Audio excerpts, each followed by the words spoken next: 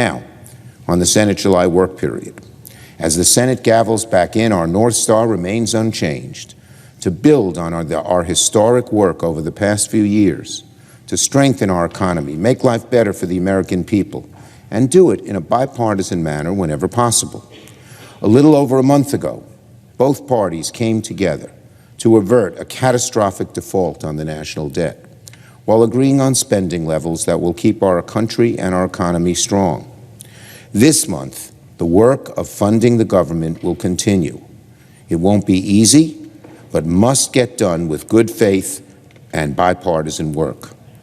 I am pleased so far that this process is moving along in the Senate, through the Appropriations Committee, through regular order, in a bipartisan way. And we will do everything we can to ensure that it remains that way. In another act of bipartisanship, on something equally significant, the Senate will move forward on the annual National Defense Authorization Act so we can keep our country safe, support our friends in Ukraine, outcompete China, and give our troops the pay raise they rightfully deserve. I thank Chairman Reid and Ranking Member Wicker for moving the NDAA through the Armed Services Committee last month, and I hope that we can move quickly on it here on the floor in July.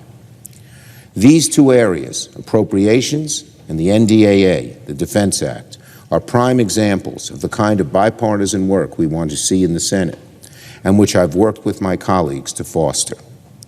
We also need that bipartisanship on other issues too: to reduce the cost of insulin and prescription drugs, to hold bank executives accountable, to modernize federal aviation programs, to reauthorize the Farm Bill, to make progress on safe banking, and outcompete the Chinese government.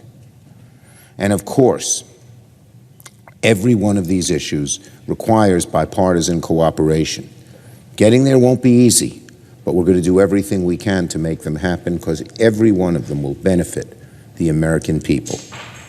And of course, we'll also need bipartisanship to prepare for the radical transformations that AI will unleash in the coming years. Tomorrow, the Senate will have the first ever classified all-senators briefing from the Department of Defense and Intelligence community on AI and how it affects our national security. Our briefers will include Avril Haines, the Director of National Intelligence, Kathleen Hicks, the Deputy Secretary of Defense, and other top experts from our defense and intelligence agencies. We're still in the early stages, Madam President, of understanding AI's role in our national security. So this briefing will be critical for senators to learn more about how we're using AI to protect our country, also how it's being used by our adversaries, and what we can do to make sure that we maintain our advantages. And we have no time to waste. Our adversaries won't wait to deploy this technology against us. Congress cannot behave like ostriches when it comes to artificial intelligence.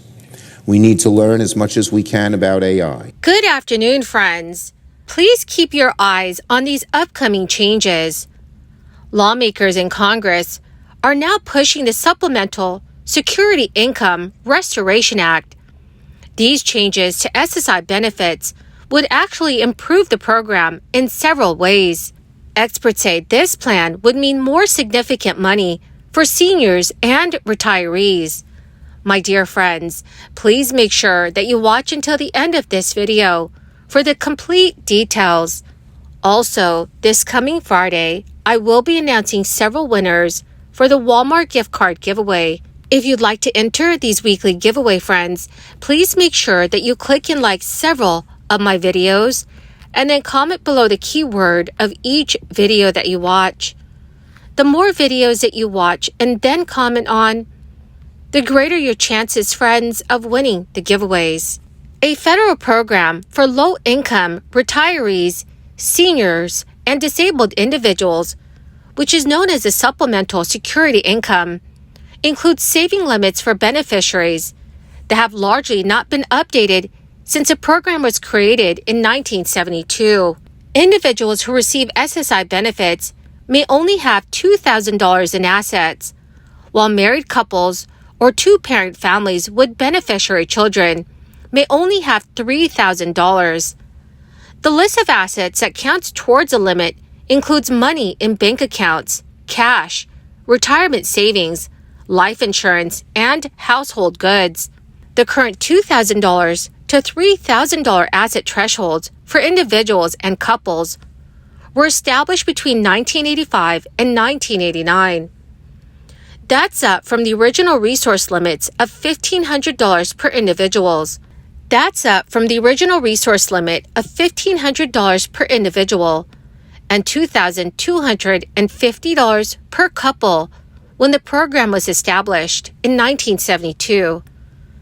Today, those thresholds are just 1/6 of their 1972 value, and their worth declines further each year with inflation. If they had been indexed to inflation, the limits for 2023 would be $9,929 per individual and close to $1,500 per couple.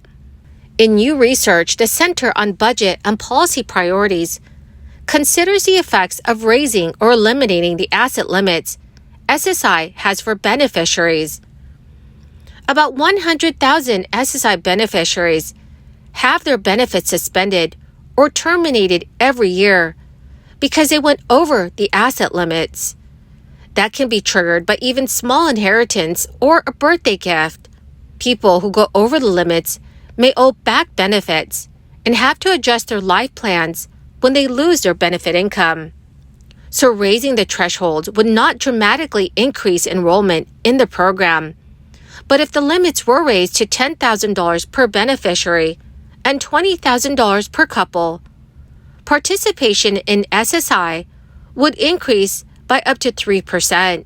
One bill, which is called the Supplemental Security Income Restoration Act, calls for raising the asset limits to those thresholds while also indexing them to inflation. The bill was proposed last April by two senators, Sherrod Brown and Rob Portman, but Senator Brown has recently announced plans to reintroduce it. If the SSI resource limits were raised even further to $100,000 per beneficiary, about 5% more people would qualify for benefits. The $100,000 threshold would be in line with the amount eligible SSI beneficiaries are currently allowed to hold penalty-free in ABLE accounts, which are tax-advantaged saving programs for people with disabilities. Now, friends, U.S. Treasury Secretary Janet Yellen said in a recent interview that she would not rule out a potential recession in the United States. This is following the latest jobs report that showed a slowdown in the labor market. When asked what the odds are of a potential recession, Yellen said, "It's not completely off the table, but we would expect, with the job market as strong as it is now, to see a slower pace of ongoing job gains." Prime-age labor force participation is at the highest level in several decades, so we've seen this strong job market attract workers back to it.